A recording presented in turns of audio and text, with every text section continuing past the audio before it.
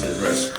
For that, I think there is a solution. The solution is to build multiple units of the same design. So you start minimizing your risk, and once you get to the nth of the kind, then there's predictability about the cost and the schedule that you will see.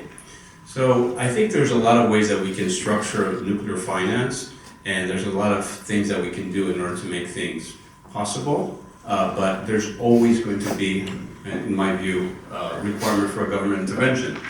And somebody can be, play devil's advocate. Somebody wants to say, well, you guys keep talking about nuclear and what a great thing it is, but in the end of the day, you cannot build or finance these if you don't have a government supporting it.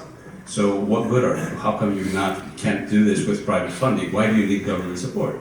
I think there's a good answer to that. And the good answer is this, is that, well, when you're looking at nuclear, the benefits that you get out of a nuclear plant go beyond the life of the plant or the plant itself.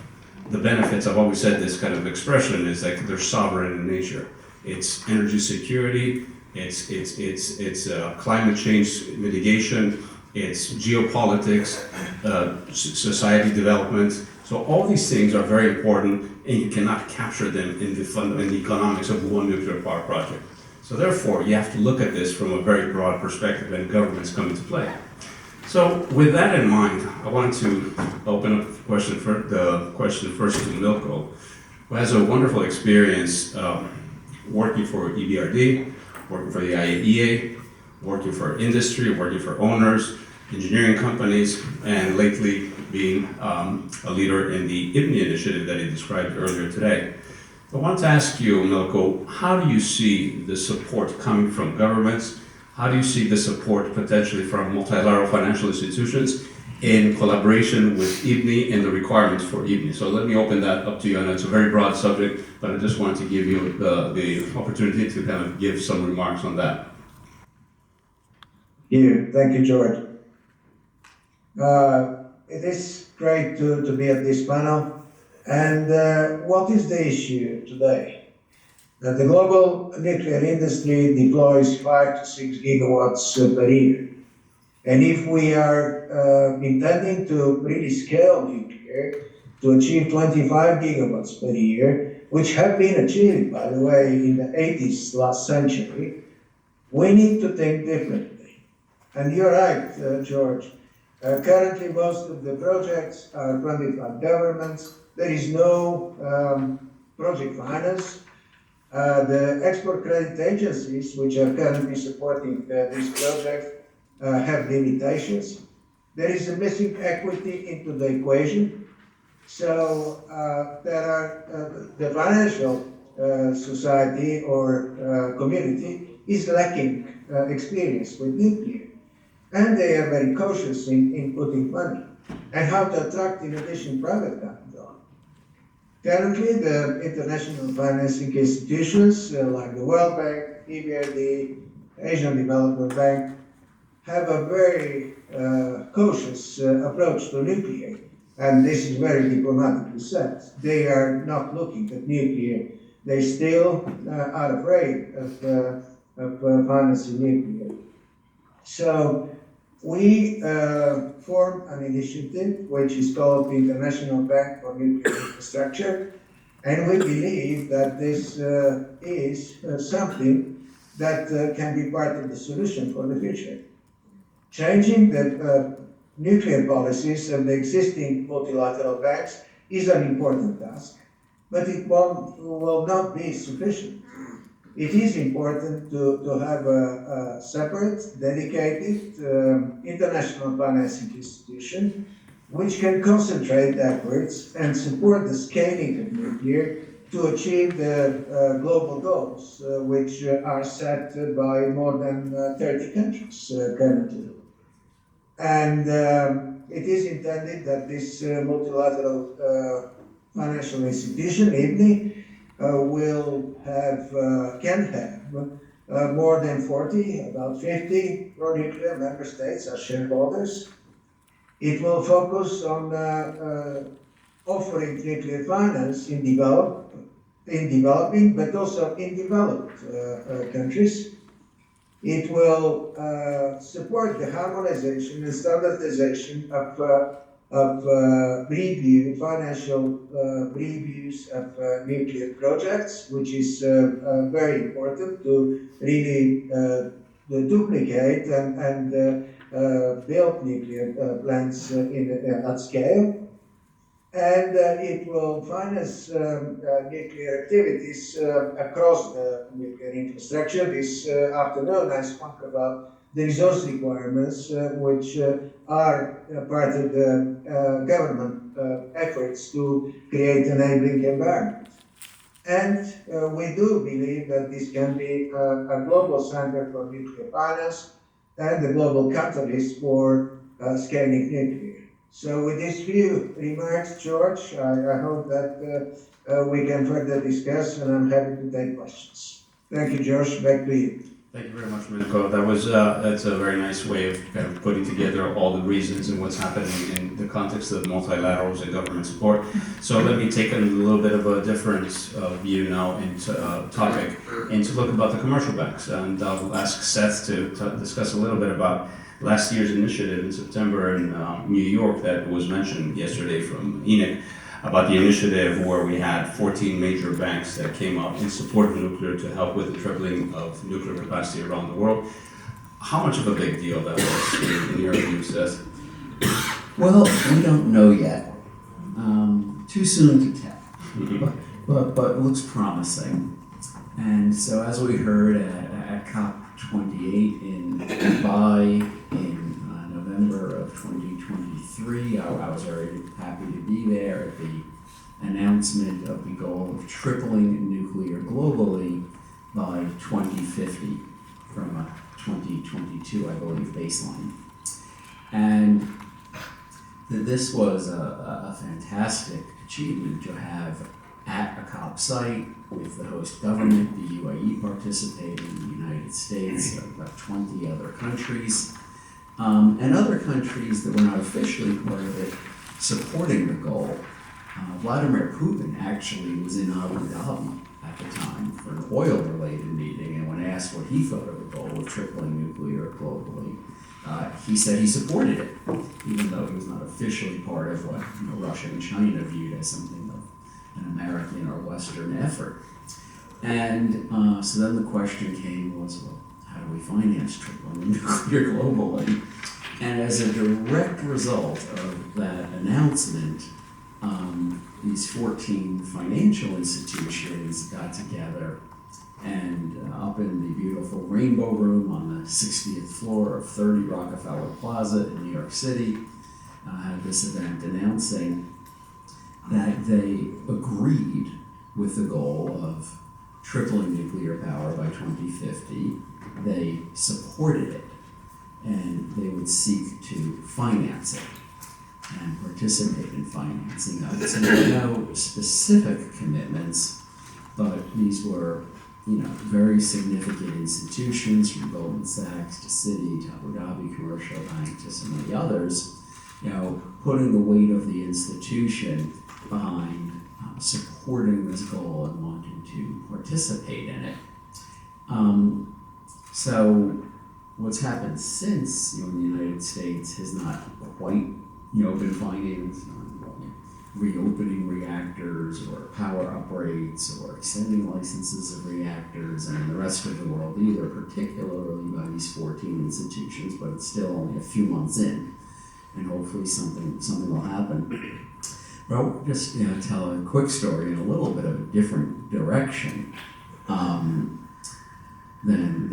commercial banks, which is when we were working very early in the UAE program, and George was working on this at the time when we saw the photo from Mohammed al-Baraiki of the open desert of the Gulf, when it was just a beautiful view along the coast there. Back at that time, the Export-Import Bank of the United States came and asked us about regulation, and about FANR, the Federal Authority for Nuclear Regulation, and we helped introduce them to people new in this nuclear regulatory agency, FANR.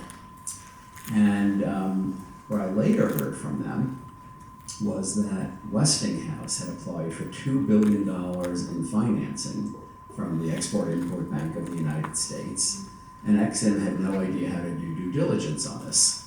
They had never done due diligence on financing a reactor in a country that never had one before. And they decided the main thrust of their due diligence would be looking into the quality and independence of the nuclear regulator.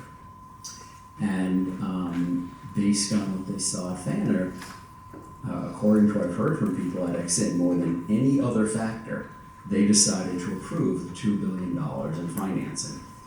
So we've heard a lot from Mohammed and others about the benefits of strong principles, strong standards in new nuclear programs, including the regulation, but it also can affect financing. And as for the 14 institutions, I am in touch with some of them. I see some of them periodically, and they really are interested. They have all the questions you have. And I think, as we've heard, they're looking a bit toward governments to facilitate that they can participate. Okay. Thank you very much, Seth, and thanks for the context with the UAE program.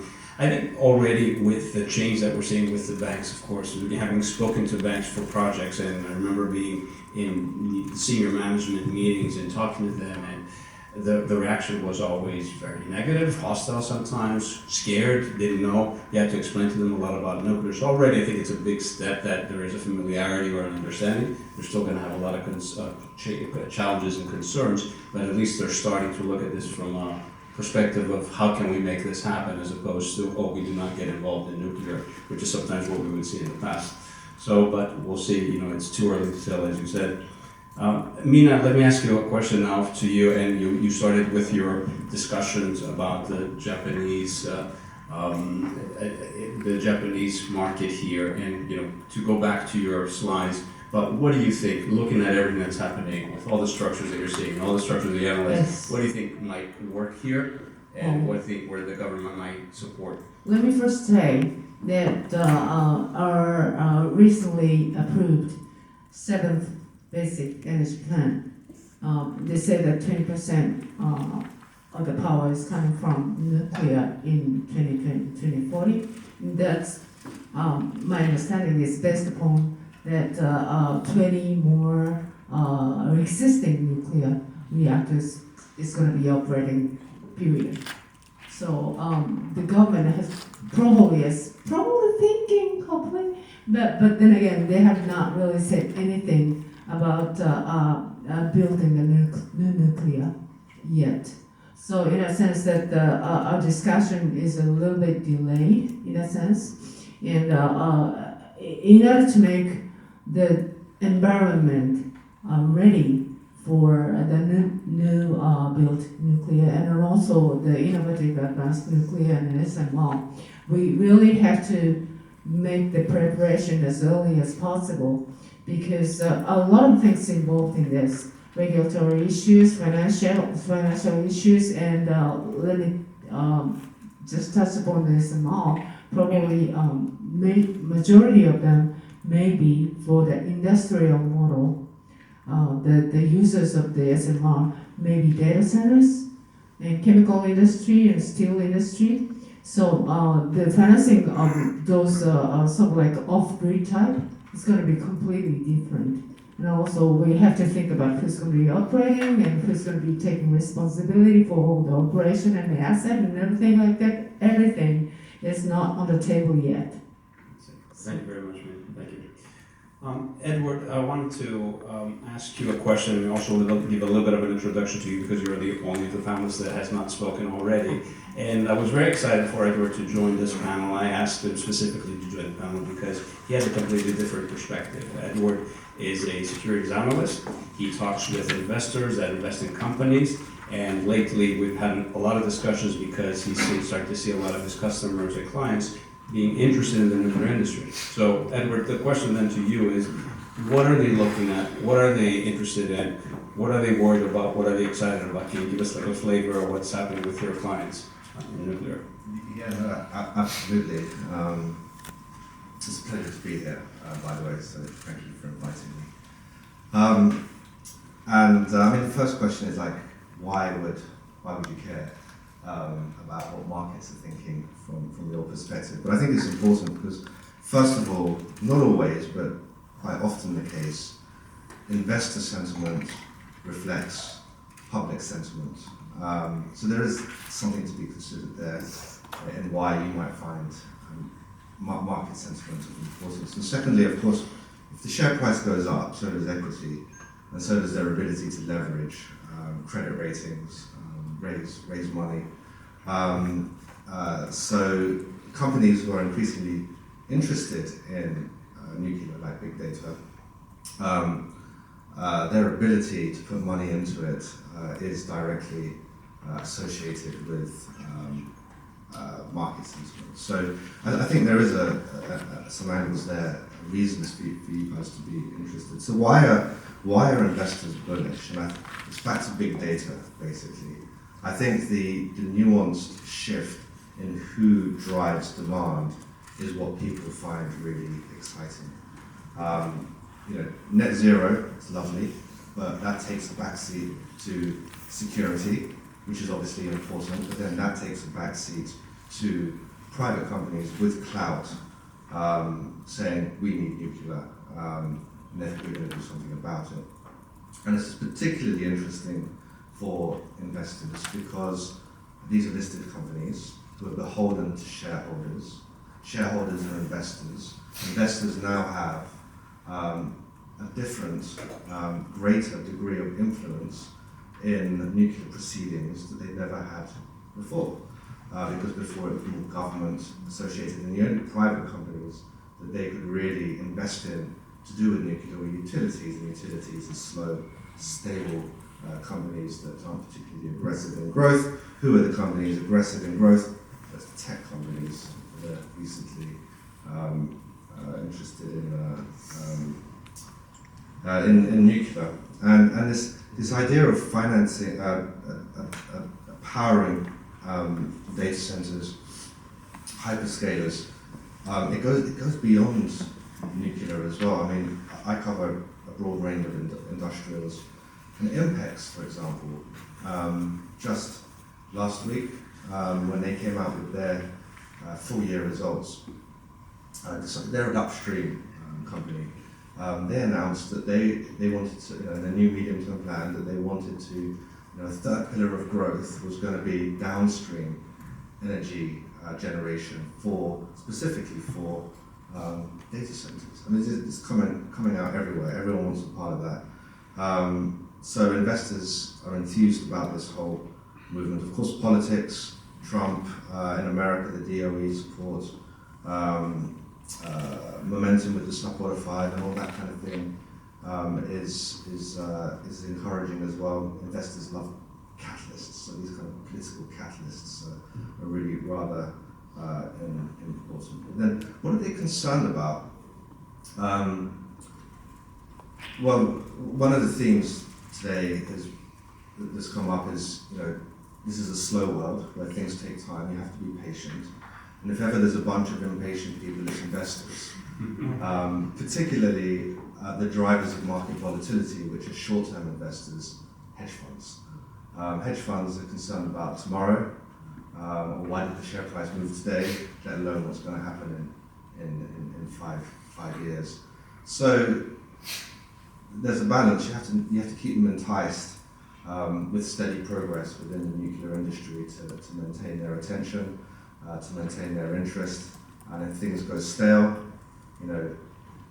then temporarily you might see interest go down, and vice versa. Depending on the region, investors are concerned about different things. For example, in Australia, where there's uranium reserves, the investors there are very, very astute and knowledgeable on that side of things. And indeed, broader critical mineral bottleneck theme is a big concern for energy transition in general. So I'd say that's something that investors are trying to address. And then inflationary cost pressures, bringing risk down, because energy plants are blowing up everywhere, and not necessarily for nuclear, but I'm thinking more like LNG plants. JGC just came out with a huge cost overrun. They came out with 3 last fiscal year. Chile nearly went bankrupt in 2019 with the Cameron LNG project.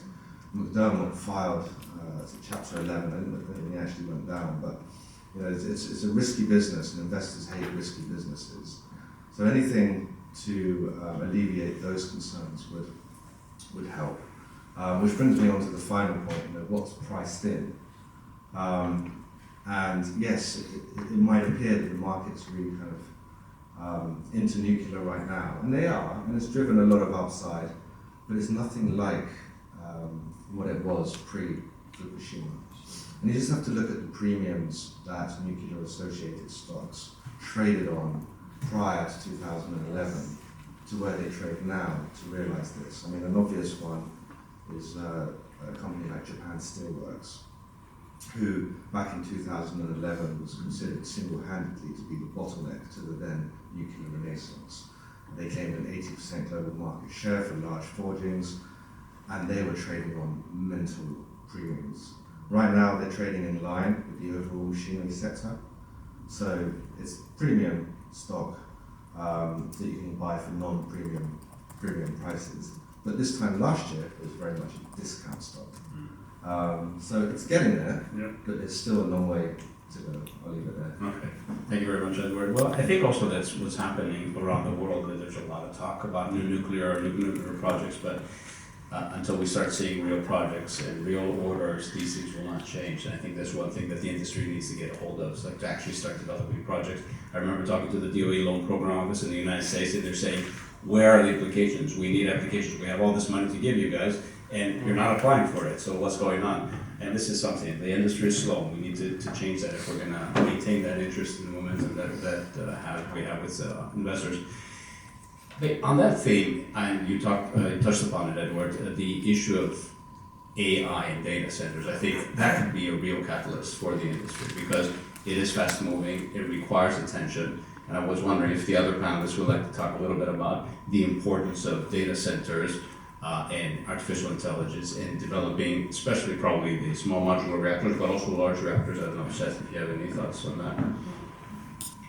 Well, I'll start with the recent transaction with Microsoft, where Microsoft in the PJM region in the northeastern United States wanted over 700 megawatts electric for data center use over a 20-year period, starting 3 years from now, was willing to pay above market prices for that to be clean, reliable power available all the time, going from about $110 per kilowatt hour up to $115 per kilowatt hour over time.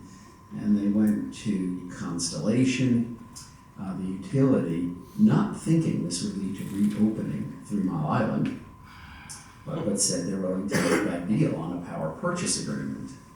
And Constellation came up with, we could reopen 3 Mile Island Unit 1 that they're renaming the Crane Energy Center after their former CEO. And that's sort of a remarkable deal. And with that power purchase agreement, Constellation was able to finance $1.6 billion to refurbish the plant. So that's not the kind of financing it would take to build a new large reactor or even an SMR. But it's real money. It was $1.6 billion they were able to finance with that. And one thing that's always struck me, especially in the American vendors, is they're small companies.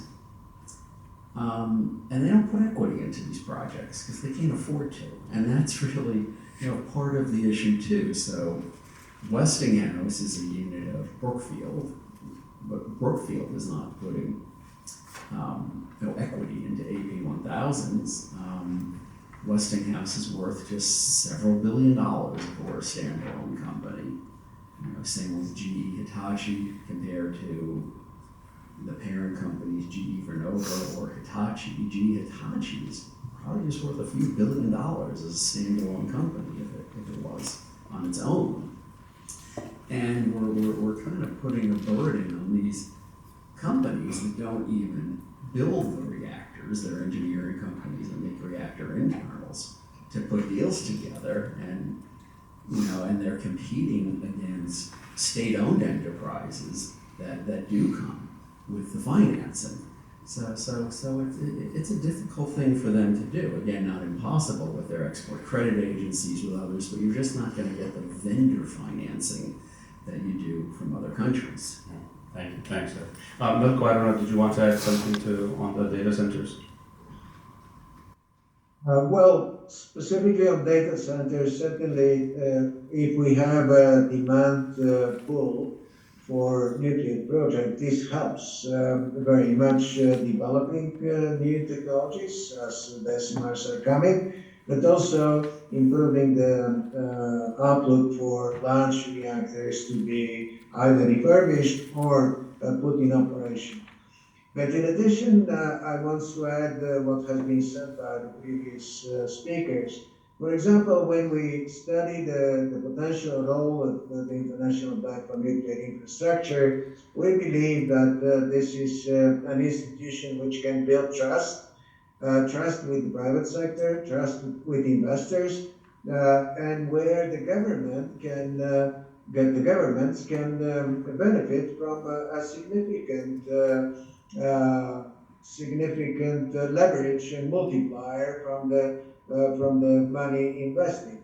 And our calculation shows that if the bank is capitalized at the level of $50 billion, with $25 billion paid in capital and $25 billion callable capital, then for the lead countries in the shareholder structure of such bank in the future, hopefully, this is very little money for example, the calculations that we made is USA to pledge us paid in capital 7.5 billion, France 4.5 billion, Japan 3.7 billion. So these are little money to have an institution which can multiply the dollars invested by the governments 4, 5, up to 20 times, and attract private capital. And in addition, it can build trust and support all these initiatives, including the data center powering as it is expected by the tech companies. George, back to you. Thank you, Milko. Thank you. Mina, is there anything on the data center, the AI, especially in Japan, maybe that's relevant that we'd like to discuss? Well, actually, there are going to be a lot of data centers in Japan right now, but no, actually nothing, no talk about ASMRs and everything like that to support those data centers, which is going to be a huge problem. And the majority of those data centers or the municipality are talking about the offshore wind, which is going to be probably, hopefully, going to be operational like 2028, 9, and something like that. But because of this huge cost overruns and everything like that, it's probably is going to be difficult. And that's why I mentioned in my presentation about the equal footing and the equality of the nuclear and offshore project is really having a hard time right now. So I guess it's going to be difficult in Japan or probably most of the market right now that are giving nuclear a favorability of the finance, and probably some of the people, or especially those people in the offshore wind sectors, may think, why not me? Thank you. Yes, please go ahead. So, Joe Dominguez is the CEO of Constellation, who made that deal with Microsoft. And I heard him in a speech a few months ago say that when he started out started out working at the company before he was CEO, he learned that Constellation powered a data center. And he was amazed to learn that it used 5 kilowatts electric for this one building, because that's how much a football stadium uses in the night time. But this, unlike a football stadium, used it 24 hours a day, every day of the year. 5 megawatts electric. Now, Microsoft was starting to talk to him about a new data center complex that would be 5,000 megawatts electric, 5,000 professional football stadiums at a night game operating continuously. New York City on a typical day is 5,500. This one data center complex would be 5,000. But since Joe gave that speech a few months ago, Microsoft has changed. They're now designing a 10,000 megawatt data center. That's 2 New York cities, all 5 boroughs, not just Manhattan. And it's astounding. And I think part of what happened at some of the data center companies and hyperscaler tech companies is they accidentally created a trade union among their employees that while they're walking back commitments on diversity and many things, they're not on climate, on net zero goals. And one reason is they promised their employees they would have net zero goals, and they're afraid of losing those employees to competitors. And they promised certain investors that this matters a lot to. And so if you want to build a data center complex that needs as much electricity as New York City, you are the electric company. You can't go and build it and hope someone powers it. You are as much in the business of making that power happen as you are in making the data center happen. They are co-equals, and I think that's what we're starting to see at these large tech companies. They're realizing that if they don't take steps, including lobbying governments, to have the power become available, their business model can't be met, at least not in that country, and certainly not if they'll meet their net zero goals, because they could do some of this with natural gas, but they're concerned about losing employees and investors and others. No, absolutely, and I think this is slowly where that market is going, the realization that you have to be involved as a data center company, you cannot just be there as a power purchaser and just say, hey, I'm a credible power purchaser, just build it and I'll buy it. This is never going to work, especially because of the problem that Seth said, that most of these companies, they're small technology companies, they cannot do it themselves. So you need the adult kind of big, the Amazons, the Googles, the Microsofts, in order to drive them. And hopefully we're going to get these structures to move these forward. And before I open it up to questions from the audience, I want to ask you, Edward, as the investors, the market, have they made that connection in their mind about nuclear and data centers, and do they see this as a credible path, or is it just too long for the market to consider? Absolutely. But that's the number one reason why investors are. I mean, the other reasons, the net zero goals, the recovery of sentiment post-fiction. I mean, this all helps, but data center puts a punch in it, and that's why DeepSeek, for example, that day the markets just collapsed. All the nuclear-related names just went down. That's how sensitive they are to the whole data center. Thank you. We have about maybe about 5 minutes left, but any questions from the audience?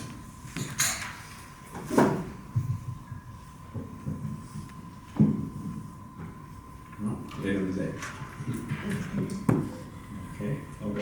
Well, actually, I had a question for you, Milko, and I will ask you to put your IAEA hat for a second here. I think in the nuclear industry, we all look at the IAEA as an international organization, a great organization, talk about safeguard security and these kind of matters, but I've been astounded by how much the IAEA has to offer in terms of project structuring and financing. I was wondering if you could give us a flavor of that for our audience here. Thank you, George. Well, the agency is, as I spent 7 years there, is trying to stay away from commercial questions. So the agency mandate is much more focused on safety, security, and safeguards, and is trying to support member states in developing the responsible way of addressing the needs for nuclear. And this is not just nuclear power, this is about medicine use, agricultural use, health issues.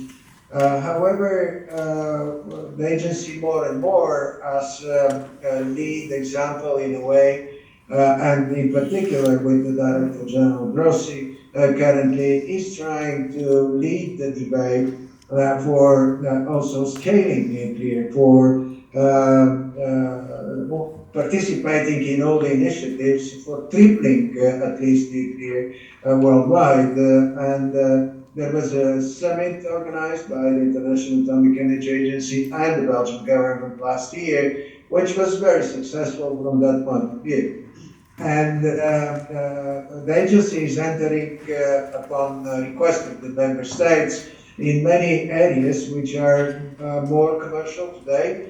I mean, from the point of view of supporting their efforts, and there are documents which this is one of the ways that the agency is spreading information, documents and standards which are touching also the commercial structuring, the way to address in the best way nuclear projects and to be successful. Even the so-called infrastructure document, the milestone document, was recently reviewed and revised, and there is a special annex to that document, which is specifically talking about the application and the necessity of nuclear infrastructure in a reduced scale to address the needs of new technologies like SMRs, advanced reactors, and microreactors. So the agency more and more is trying to address all these needs of the member states. However, the International Atomic Energy Agency will remain the watchdog, as in the press it is called. So much more focused on creating enabling environment in the fields of safety, security, safeguards, developing legal and regulatory framework, and supporting member states in creating a proper environment, responsible environment for nuclear deployment. Thank you very much, Milko. That's very interesting, and we certainly start seeing the IAEA having a lot more commercial kind of discussions, which is important. But I agree that the core function is going to remain the same. Just one last question, actually, I wanted to ask Seth, because I'm personally also very curious. Any thoughts on what's going to happen with the new administration in the United States? I mean, you hear a lot about new programs or the priorities of the Trump administration, but any thoughts on how that might impact nuclear financing? Well, again, it's too soon to tell. The team that has come in is very supportive of nuclear power. You know, this includes the president, the vice president, the new secretary of energy, Chris Wright, was on the board of directors of Oklo, had invested in nuclear companies, has spoken since becoming secretary of energy in the last 2 weeks about how it is one of the most important aspects of his job to promote more nuclear power. And the new nominated now Assistant Secretary of Energy for Nuclear Energy, Ted Garish, is an extremely experienced hand in nuclear and very pro-nuclear. The question comes down to how much support will they give nuclear with funding. They seem to want to give people a lot of love, but not money. So we'll see. We talked about loan program offices, development, finance corporation, there's Exim Bank, and there are other programs where they can financially support, and we'll see if Elon Musk and Doge shows up too much of those first, but we'll find out. Okay, thank you very much. And yes, and I guess another point is the sovereign wealth fund that's been announced, which could be very interesting for financing. Anyway, with this, I think we've reached the conclusion exactly at 40 minutes, our allotted time. So I want to thank our panelists for a very, very interesting discussion. And yes, I look forward to the next discussion. Thank you very much.